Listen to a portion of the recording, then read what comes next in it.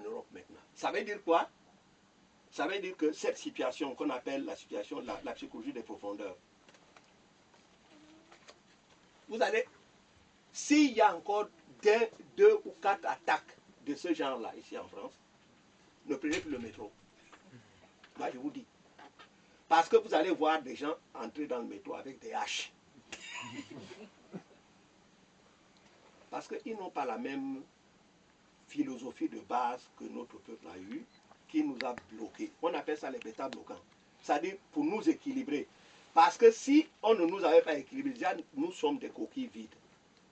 Le peuple noir serait un peuple de malades mentaux. Bien que nous le soyons un peu. Parce que lorsqu'on voit la manière dont nous nous comportons, les Occidentaux même savent que nous ne sommes pas des gens normaux. On a donné l'exemple ici. On est en train de tuer Boko Haram, est en train de tuer des gens en Afrique. Il y a des gens qui trouvent le moyen de venir ici pour défiler, peut-être ils voulaient voir les Champs-Élysées, et de pleurer. Ils pleuraient parce qu'on a tué les Blancs, on a tué le maître. On est en train de tuer des Africains. Les pays de la civilisation qui combattent la barbarie, ce sont ces pays, ces peuples. Parce que là-bas aussi, les Arabes disent que c'est eux qui sont les civilisés. Ils combattent les barbares. C'est eux qui nous ont mis en esclavage pendant des siècles.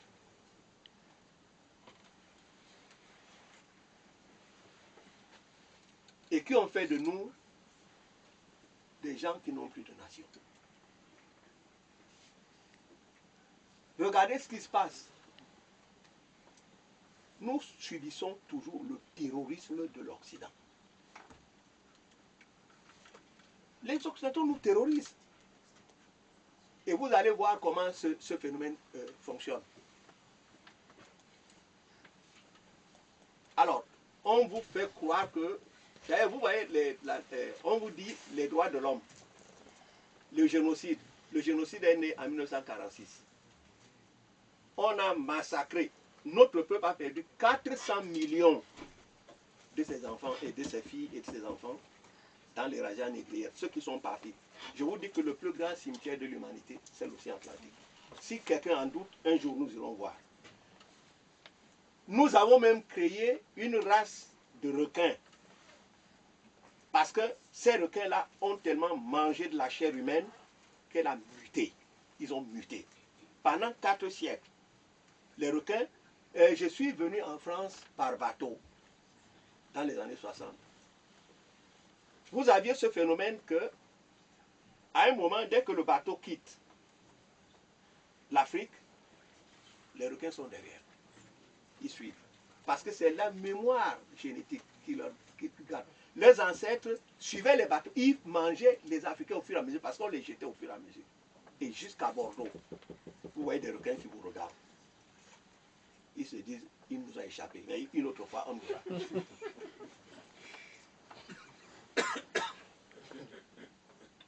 Vous voyez ce que ces gens ont fait de nous.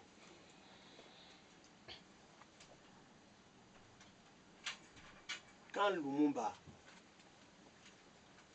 se lève, il veut libérer le Congo, on le coupe à la tronçonneuse. Et celui qui l'a tué est content, il lui arrache d'abord des dents à froid et il les brandit. Seulement, c'est à la télé que je l'ai vu. Je ne suis pas très sûr qu'il peut le dire à côté de moi, même dans un café. En même temps, moi, je vais en prison. Alors, ce que vous voyez, Thomas Sankara se lève, allez, il doit disparaître.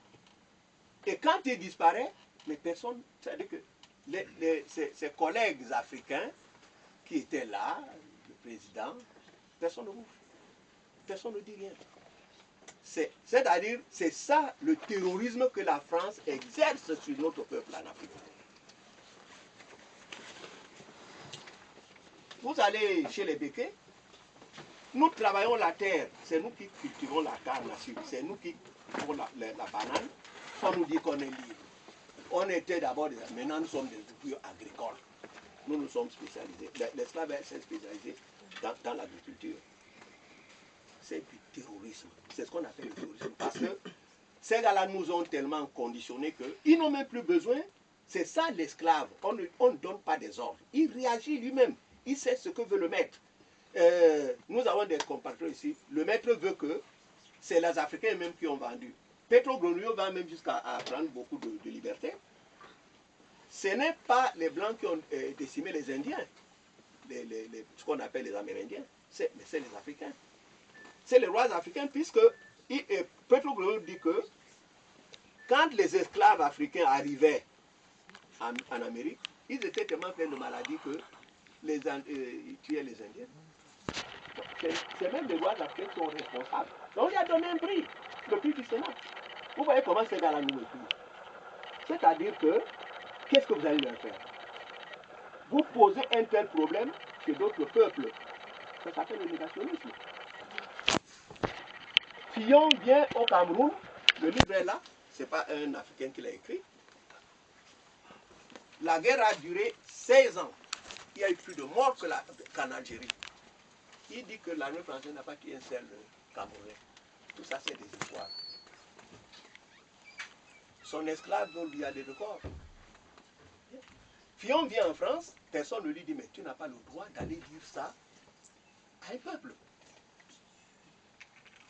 Non, il vient, il se balade. Il se balade. Bien.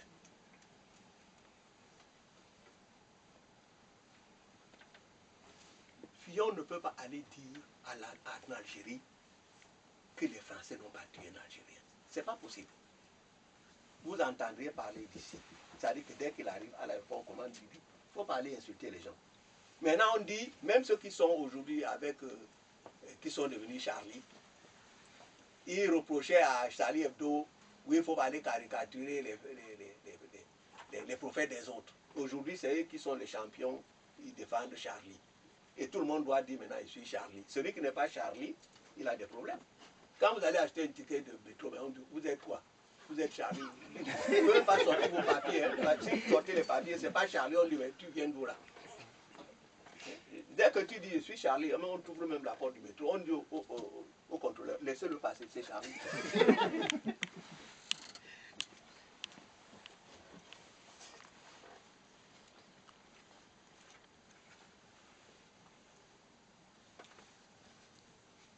Nous sommes en guerre. Mais maintenant, peut-être que cette guerre-là est en train de s'équilibrer. Parce que ceux qui n'arrêtent pas de nous terroriser depuis, maintenant, ils vont savoir ce que c'est que la terreur. Parce que parler de... Alors, il y a des formules comme ça. Contre le racisme et l'antisémitisme. Non. On ne combat ni le racisme ni l'antisémitisme. Parce qu'en fait, c'est un pléonasme, c'est une tautologie. Quand on dit le racisme, c'est en même temps l'antisémitisme. Parce que quand on voit ce que ces gens font, Chirac a insulté les Noirs, clairement ici. Ils sentent mauvais, et ils font beaucoup de bruit, ils gagnent énormément d'argent sans rien faire. Mais personne n'a interpellé Chirac pour lui dire, tu n'as pas le droit de parler comme ça d'êtres humains. Il a suffi que Le Pen parle de...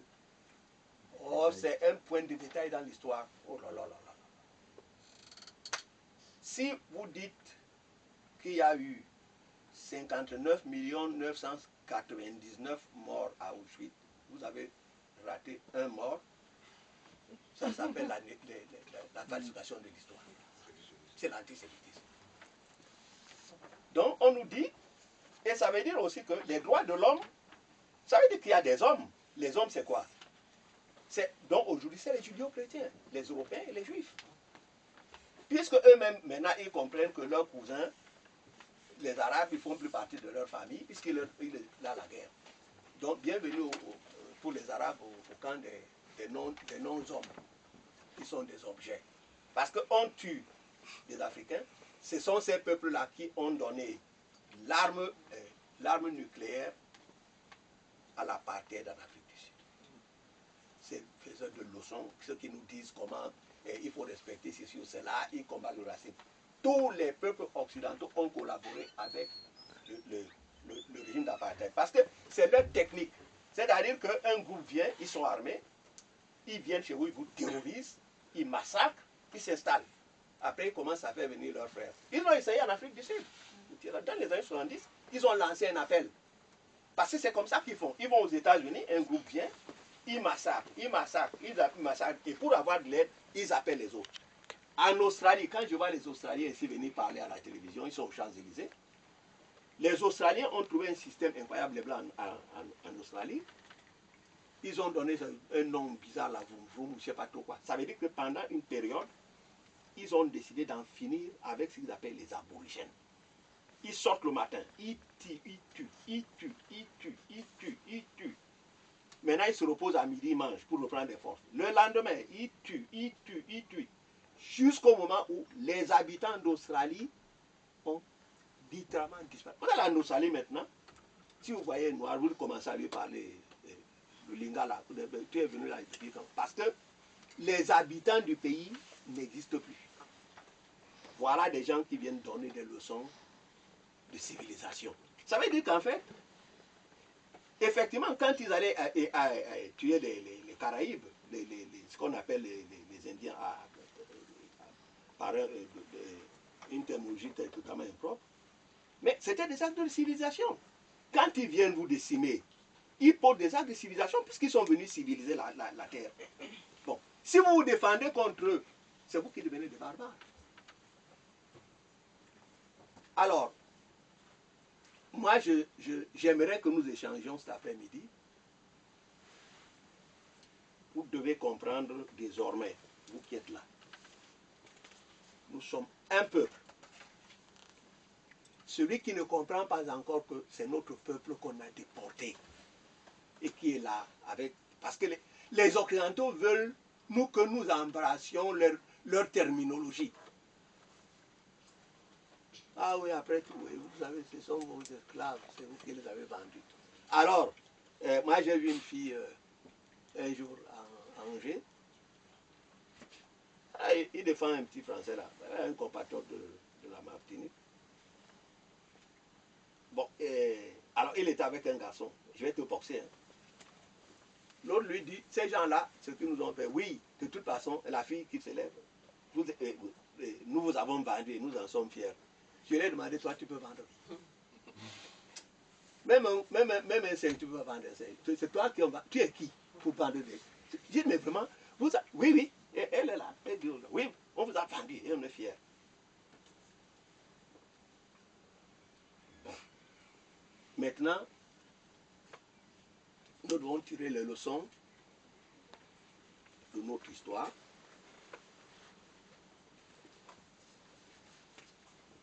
Nous avons souffert, nous souffrons depuis près des siècles. Maintenant, il faut que nous apprenions à dire plus jamais. Plus jamais. Il est hors de question que nous puissions accepter qu'un membre de notre peuple souffre quelque part. Cela veut dire ceci.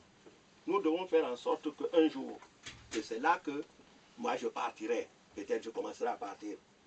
Si on touche à des enfants à la Guadeloupe ou à la Martinique ou en Guyane ou n'importe où, les enfants se mettent en grève, il y a des grèves en Afrique. Mais attendez, Netanyahou n'est pas venu là pour admirer Paris. Netanyahou n'est même pas un Israélien. C'est un Américain. Qu'est-ce qu'il recherche? Il vient là pour demander aux Juifs de rentrer en Israël. Parce qu'il va agrandir son territoire. Bien. Nos amis les Palestiniens vont trinquer. Moi, je dis à nos compatriotes, il faut que nos compatriotes rentrent dans leur pays. Les Africains déportés, il faut qu'ils aient le projet de rentrer dans leur pays. C'est ça qu'on appelle le panafricanisme. C'est vrai le panafricanisme dont nous nous gargarisons ici à Paris. On est entre Africains, nous ne nous occupons pas de nos compatriotes qui étaient déportés. Moi, je ne sais pas comment nous fonctionnons. Vous voyez des noirs. Moi, je pleurais dans le métro quand j'étais jeune ici à Paris. Je vois quand je vois nos